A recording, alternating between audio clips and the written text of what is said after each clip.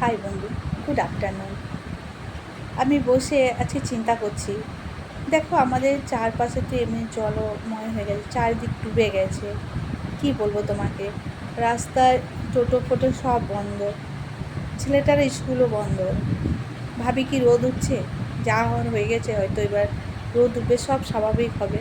কিন্তু না, প্রত্যেক দিন এই দুপুর হলেই বৃষ্টি নামে, যত জল কমে তার দ্বিগুণ জল বেড়ে যায়।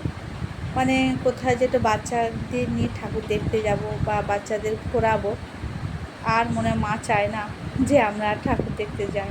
তো বন্ধু, তোমাদেরও এলাকায় জল কীরকম কমেন্ট করে জানাবে।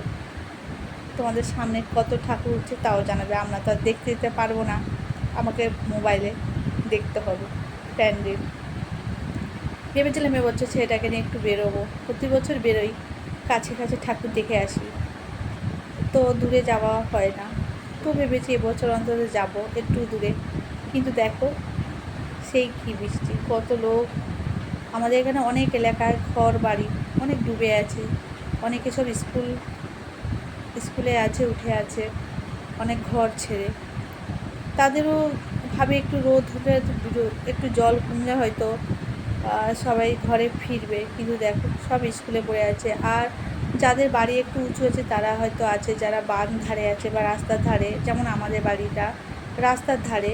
আমাদের এবার মাটি ফেলা হয়েছে সামনে, নাহলে আমাদেরও ডুবে যায় সামনেটা, ঘরে জল ওঠে না কিন্তু সামনেটা ডুবে যায়, আমাদের সাঁকো করে পার হতে হয়। কিন্তু এবছর আমরা সবাই মিলে মাটি ফেলে নিয়েছি বলে আমাদের সেই কষ্টটা নেই। কিন্তু যে মেন রাস্তায় যাব, মেন মানে ট্রেন রাস্তায়, সেখানে যেতেই এখন যাওয়া যাচ্ছে না, টোটো চলছে না, কোনো গাড়ি ঘোড়াও যাচ্ছে না।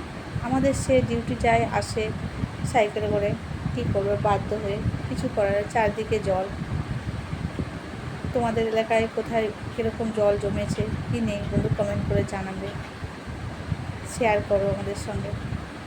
আর আমারও ভিডিওটা সবার মাধ্যমে শেয়ার করে যাও।